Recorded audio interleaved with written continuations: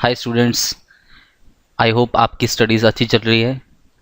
आज इस वीडियो में हम जो नेक्स्ट टॉपिक पढ़ रहे हैं that is binomial theorem. Binomial theorem को फॉर्मली स्टार्ट करने से पहले एक हम नई टर्म इंट्रोड्यूस कर रहे हैं जो आपने पहले नहीं पढ़ रखी होगी, that is factorial.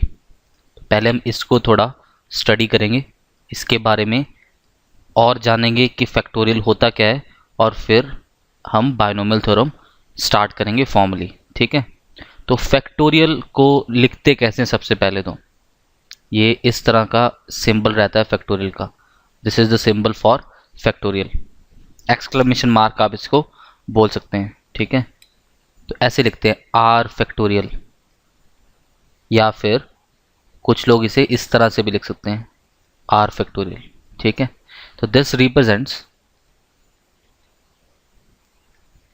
Are factorial represents product of first r natural numbers, product of first r natural numbers। ठीक है, मतलब आपको 1 से शुरू होना है और फिर r तक जाना है, तो उन सारे नेचुरल नंबर का प्रोडक्ट आ जाएगा r फैक्टोरियल। जैसे कि मैं आपसे पूछूं कि 1 फैक्टोरियल क्या होगा, तो 1 factorial will be nothing but, हम 1 से शुरू हुए तो फर्स्ट 1 नंबर्स का, तो पहला ही नंबर आया उसका प्रोडक्ट, तो आंसर आ गया 1। इसी तरह से मैं आपसे पूछूं 2 फैक्टोरियल, तो आप बोल सकते हो कि पहला नंबर 1 और फिर दूसरा नंबर 2, इनका प्रोडक्ट। इसको हम इस तरह से भी लिख सकते थे कि 2 into 1 which is equal to 2। Similarly अगर हम 3 फैक्टोरियल लिखें तो you will have 3 factorial as 1 into 2 into 3, sum of first 3 natural numbers, sorry product of first 3 natural numbers, that will be, इसको हम ऐसे भी लिख सकते हैं 3 into 2 into 1, that will be equal to 6। Similarly 4 factorial is 1 2 3 4, or you can write it 4 3 2 and 1, that will be 24।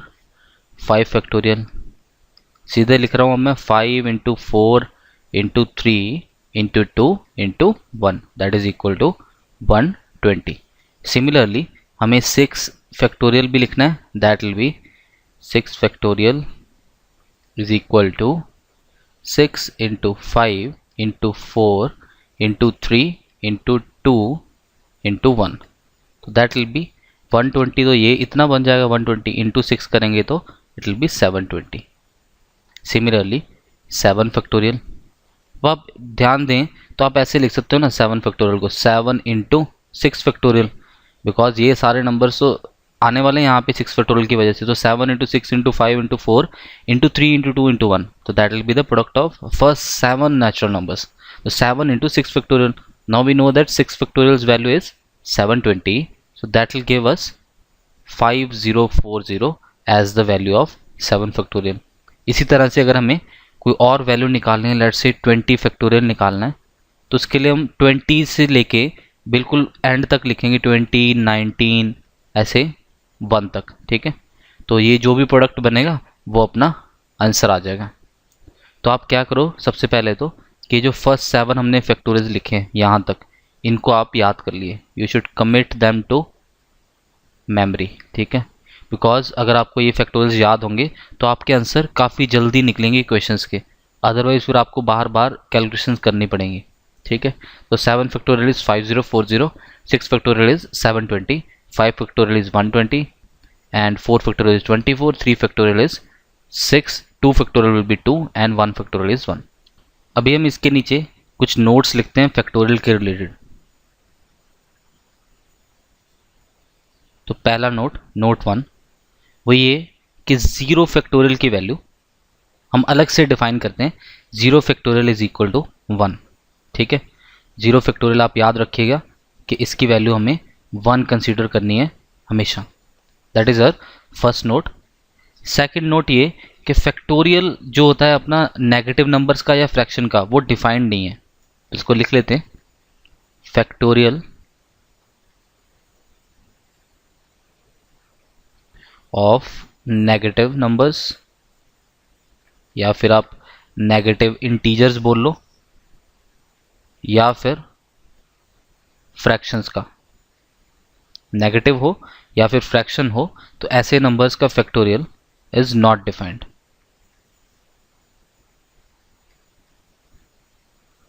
जैसे कि कोई आपसे 3/4 का फैक्टोरियल पूछे इस तरह से, तो that will be not defined. Similarly pi का भी फैक्टोरियल डिफाइंड नहीं होगा, ठीक है, ये इरेशनल नंबर आ गया। और यू कैन से आपसे कोई डेसिमल 7.2 फैक्टोरियल पूछे, that will also be not defined. मान लो आपसे कोई 12/1 फैक्टोरियल पूछता है, तो this will be defined because 12.1 तो इक्वलेंट किसके आ जाएगा, 12 फैक्टोरियल के इक्वल आ जाएगा, तो ये चीज़ डिफाइंड होगी। बट ये तीनों टर्म्स इस तरह की डिफाइंड नहीं होगी। मान लो आपसे कोई पूछे -4 का फैक्टोरियल कितना होगा, तो that is also not defined. Next third note. Third note क्या बोलता है कि मान लो आपके पास n फैक्टोरियल है, तो इसको आप इस तरह से लिख सकते हो, n इंटू यहाँ पे इंटू n-1 का फैक्टोरियल। ये हमने पीछे भी देखा था कि आप अगर 7 फैक्टोरियल को लिखना चाहते हैं तो आप लिख सकते हैं 7 इंटू 6 फैक्टोरियल। सिमिलरली इसको और भी एक्सपेंड कर सकते हैं कि इसको लिख सकते हैं n इंटू n-1, ये नंबर आ गया, और साथ में इस फैक्टोरियल आ गया अपना n-2 का फैक्टोरियल। ठीक है, सो दैट डिपेंड्स कि हम किस तरह से मैनिपुलेशन करना चाहते हैं पेपर में। इसको इस तरह से भी लिखा जा सकता है अगर आप सोचें थोड़ा सा, कि n+1 फैक्टोरियल ओवर n+1। अब देखिए आप जब इसको ओपन करेंगे तो इसको ऐसे लिखा जाएगा n+1 into n factorial over n+1। तो ये n+1 n+1 कैंसल आउट हो जाएंगे, तो बचेगा क्या आपके पास, n फैक्टोरियल ही बचेगा। ठीक है, सो ये सारी टर्म्स n फैक्टोरियल के ही इक्वल आ जाती है। नेक्स्ट नोट पे आगे, नोट 4 दैट सेज कि जो वैल्यू है अपनी r फैक्टोरियल की वो हमेशा इवन आती है, 1 को छोड़ के। जब r की वैल्यू 1 हो, value of r factorial is always even except when r is equal to 1। क्योंकि जब r 1 होगा तब तो 1 फैक्टोरियल आ जाएगा, लेकिन आप कोई भी और वैल्यू लो, लेट्स से आपने r की वैल्यू 5 ली, तो जब आप r 5 लोगे तो 5 फैक्टोरियल बनेगा, तो इसमें एक 2 जरूर आएगा। 5 इंटू 3, यहाँ पहले 4 भी आना था, 5 4 3 2 और फिर ये 1, तो ये 2 की वजह से बेसिकली 5 फैक्टोरियल की वैल्यू इवन नंबर आएगी, जो कि हमें पता है 120 आती है। ठीक है, that is r not 4। r obviously ये मैंने पहले भी बताया आपको कि नेचुरल नंबर है, तो नेचुरल नंबर्स का ही हम प्रोडक्ट लेते हैं। फर्स्ट n नेचुरल नंबर्स का प्रोडक्ट n फैक्टोरियल कहलाता है, उसी तरह से फर्स्ट r नेचुरल नंबर्स का product will be r factorial, right. तो अभी हम इस पे कुछ क्वेश्चंस करते हैं so that you are able to understand कि हम इसको अप्लाई कैसे करेंगे आने वाले टॉपिक्स में। तो एग्जाम्पल देखते हैं। ये एग्जाम्पल कहती है कि आप बताइए what is the minimum value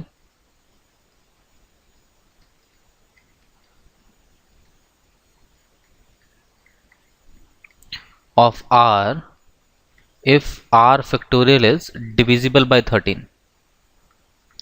हमें r फैक्टोरियल को 13 से डिविजिबल करना है, तो उसके लिए r की कम से कम वैल्यू आप क्या रख सकते हो। ऑब्वियस सी बात है कि r will belong to natural number. तो आप सोच के देखो कि अगर आप r की वैल्यू 13 रखते हो तभी आपका 13 फैक्टोरियल बनेगा, और तब इसमें 13 का एक फैक्टर आएगा। 13 12 11 10 9 8 7 6 5 4 3 2 1। अब आप देखो, अगर आप r की वैल्यू 5 रखते हो तब भी ये डिविजिबल नहीं होगा 13 से। आप 9 रख लो तब भी 13 वाला फैक्टर, जो अगर नीचे आप इसको 13 से डिवाइड कर रहे हो इस तरह से, तो ये कभी भी डिवाइड हो नहीं पाएगा अनलेस एंड अनटिल आपकी r की वैल्यू 13 हो, ताकि ये 13 और ये 13 कैंसिल आउट हो जाए। So minimum value of r के आगे फिर r minimum has to be 13। तो जब आप r फैक्टोरियल में 13 रखोगे तब वो डिविजिबल बाय 13 हो जाएगा। ऐसे आप R 14 भी रख सकते हो, 15 भी रख सकते हो। अपर वैल्यू मैक्सिमम वैल्यू का तो कोई अंत नहीं होगा, ठीक है, but minimum value has to be 13 for this number to be divisible by 13, R 13 factorial to be divisible by 13। इसी तरह से अगली एग्जांपल लेते हैं। मान लो आपसे पूछा जाता है कि is 13 factorial divisible by 26, divisible by 26। अब आपने ऐसा नहीं बोलना कि यार 26 तो आ नहीं रहा, तो इस तरह से तो डिविजिबल नहीं होगा, 26 फैक्टोरियल चाहिए पिछले क्वेश्चन की तरह। अब वैसा कुछ नहीं है। आप देखें, जब आप 13 फैक्टोरियल को एक्सपैंड करेंगे तो क्या बनेगा, एक 13, 12, 11, 10, 9, 8, 7, 6, 5, 4, 3, 2, 1। अब आप देखिए, यहाँ से आपने 13 उठाया और यहाँ से आप 2 उठा लीजिए, नहीं तो और भी किसी इवन नंबर से आप 2 पिक कर सकते हैं। तो ये 13 × 2 तो 26 तो बन ही जाने वाला ना। उसके बाद यहाँ पे एक और क्वांटिटी आ जाएगी, सारी मल्टीप्लाई होके। So this number 13 factorial will definitely be divisible by 26. So our answer will be yes, this is divisible by 26. So I hope you have understood now this divisibility concept in case of factorials. Moving on to next example. Let's say we have to find the minimum value of r. Find minimum value of r. Obvious ही बात है फिर से कि r natural number को belong कर रहा है। If r factorial is divisible by 16, हमें r फैक्टोरियल को 16 से डिविजिबल करना है, तो उसके लिए हमें मिनिमम वैल्यू कितनी चाहिए होगी r की। तो देखें ज़रा, मान लो आपने 1 रखी तो 1 से तो डिविजिबल नहीं होगा।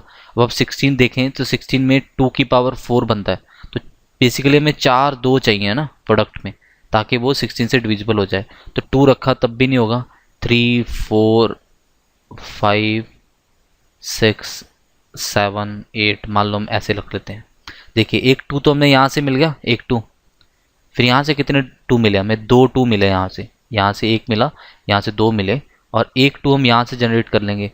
तो यहाँ से बेसिकली अपने पास अब 4 2s आ गए। तो this into this should give you a product of 16। अगर हम यहाँ से 2 उठाते हैं तो डेफिनेटली फिर अगर आप r की मिनिमम वैल्यू कम से कम आपको 6 तो रखनी पड़ेगी, ताकि हम ये 6 नंबर का प्रोडक्ट जब हम करें तब अपने पास एक 16 का फैक्टर जनरेट हो जाए। So r number 6 factorial will be divisible by 16.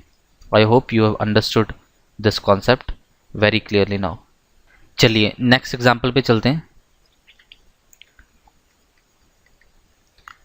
Find maximum value of r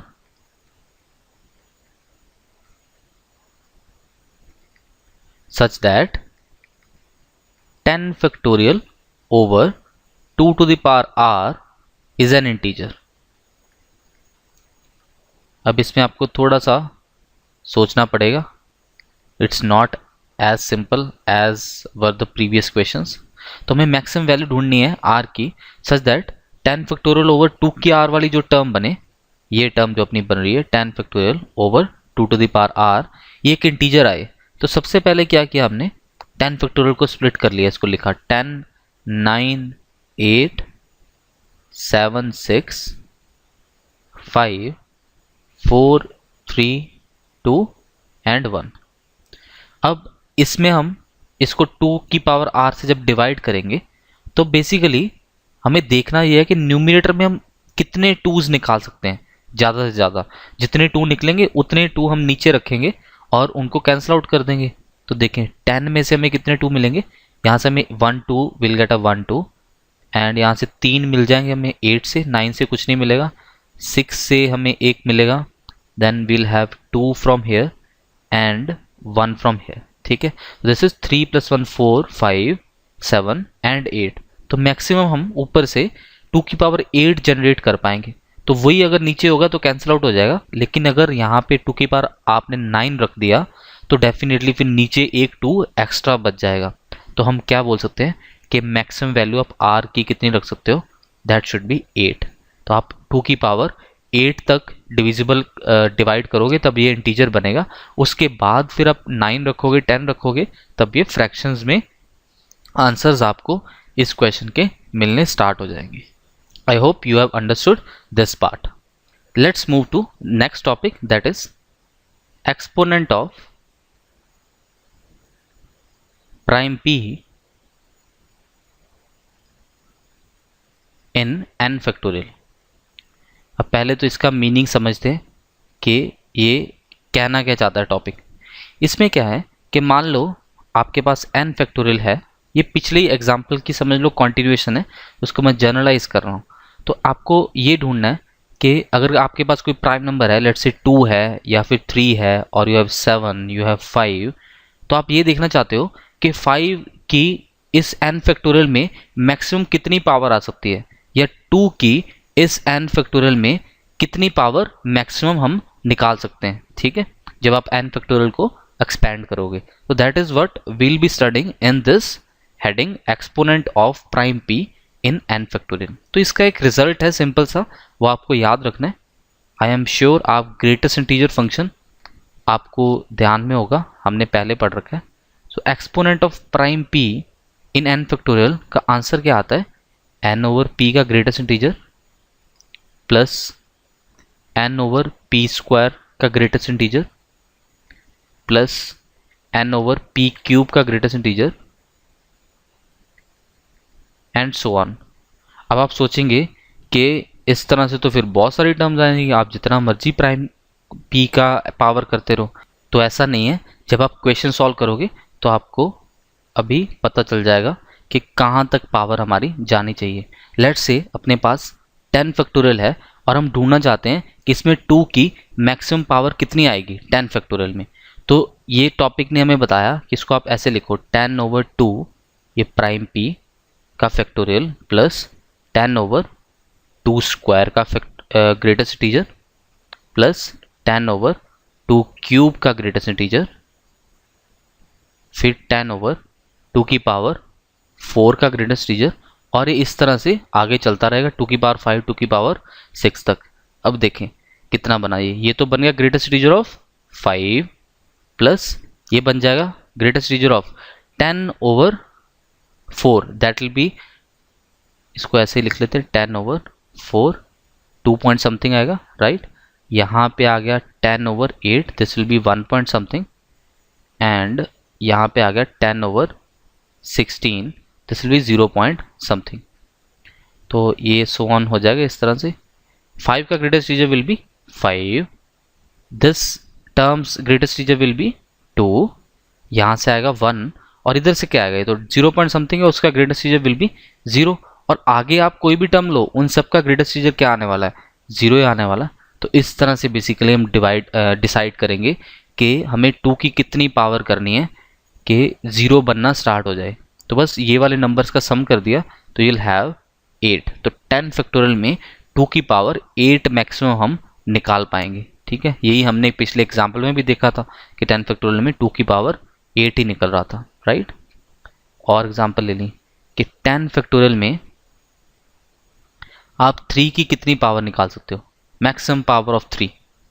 सो फिर से 10 over 3 greatest integer plus 10 over 3 square, that will B 9, plus 10 over 3 cube, that will B 27।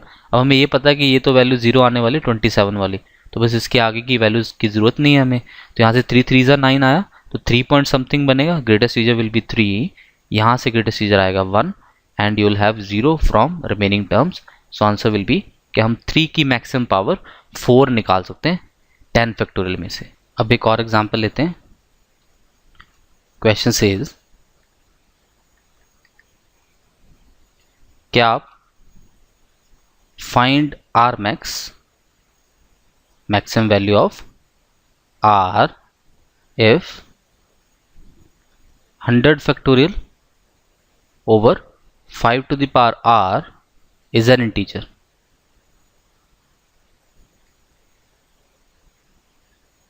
कि आप मैक्सिमम वैल्यू आर की कितनी assume कर सकते हो, कितनी सब्स्टिट्यूट कर सकते हो कि 100 फैक्टोरियल उससे डिविजिबल हो। तो बेसिकली हमें करना क्या है, हमें एक्सपोनेंट निकालना है, एक्सपोनेंट ऑफ 5 इन 100 फैक्टोरियल। एक बार हमने एक्सपोनेंट निकाल लिया तो वही बेसिकली मैक्सिमम पावर आ जाएगी। तो फॉर्मूला में वैल्यू इंसर्ट करी 100/5 का ग्रेटेस्ट इंटीजर प्लस 100/5 स्क्वायर का greatest integer that will B 25 plus 100/5 cube that will B 125। तो ये टर्म तो लेस देन 0 बनने वाली है, तो ग्रेटेस्ट इंटीजर तो उसका 0 आएगा, तो आगे वाली टर्म्स की हमें फिर ज़रूरत नहीं है। तो यू विल हैव 5, यहाँ से आ जाएगा 20, जब आपने 5 से डिवाइड किया, यहाँ से आ जाएगा 4 और फिर इधर से 0 और बाकी सारी टर्म्स भी 0। सो आंसर विल बी क्या, 5 की मैक्सिमम पावर 24 से आप डिवाइड कर दो तब आपका 100 factorial will be divisible by 5 की power 24 and it will be an integer. Moving forward to another example, we have to find again maximum value of r. In this case, if 120 factorial is divisible by 6 की power r। अब आप ध्यान दीजिएगा कि 6 तो जो है अपना वो प्राइम नंबर तो है नहीं, तो सिंस 6 प्राइम नंबर नहीं है तो हम डायरेक्टली रिजल्ट नहीं यूज कर सकते कि 120/6, उस तरह से नहीं कर सकते। तो आप ये देखिए कि 6 की पावर r 2 प्राइम से बना है, एक 2 की पावर r से और एक 3 की पावर r से। अब इतनी बात तो श्योर है कि जब आपने 120 फैक्टोरियल को 6 की पावर r से डिवाइड करवाना है तो ये 2 की पावर r से भी डिविजिबल हो और 3 की पावर r से भी डिविजिबल हो। तो दोनों नंबर इसको बोथ 2 की पावर r एंड 3 की power r should divide 120 factorial. तो अब 120 फैक्टोरियल में सिंस 3 बड़ा प्राइम नंबर है तो आपको 3 की पावर कम मिलेगी एज कंपेयर टू 2 की पावर। तो अगर हम इसमें एक्सपोनेंट सिर्फ 3 का देख लें, एक्सपोनेंट ऑफ 3 इन 120 फैक्टोरियल, तो that will be sufficient to conclude कि 6 की पावर r मैक्सिमम r की वैल्यू हम कितनी सब्स्टिट्यूट कर सकते हैं 6 की पावर में। तो हमने 120 फैक्टोरियल में 3 का एक्सपोनेंट देखा, 120/3 का ग्रेटेस्ट इंटीजर प्लस 120/9 का greatest integer, then you will have 120/3 का क्यूब दैट इज 27 का ग्रेटेस्ट इंटीजर प्लस 120/3 की power 4 that is 81 and then you will have 120/3 की पावर 5, 3 की power 5 will be 243, so this value will be less than 0 and its greatest integer will be 0। बाकी term सारी greatest 0 आने वाली हैं। तो यहाँ से कितना बना आपके पास 40, from here next term you will have 13 and then 4, it will be 4 point something, greatest integer will be 4 and then you will have value as 1 point something, greatest integer 1 and remaining terms will be 0। so इसका आप sum करो, you will have 58 as your answer to this question। basically exponent of 3 58 बन रहा है, तो 6 की maximum power आप कितनी कर पाओगे, r max should be equal to 58। so यही अपना आंसर आ जाएगा बेसिकली इस क्वेश्चन का, right. So I hope you have understood the basic concept of factorial और उसकी मैनिपुलेशंस हम किस तरह से करते हैं ये आपको पता चल गया होगा। तो अभी हम नेक्स्ट वीडियो में फॉर्मली बाइनोमियल थ्योरम को स्टार्ट करेंगे and will see further applications of factorial और बाइनोमियल थ्योरम को भी स्टडी करेंगे, ठीक है। तो let's meet up in next video.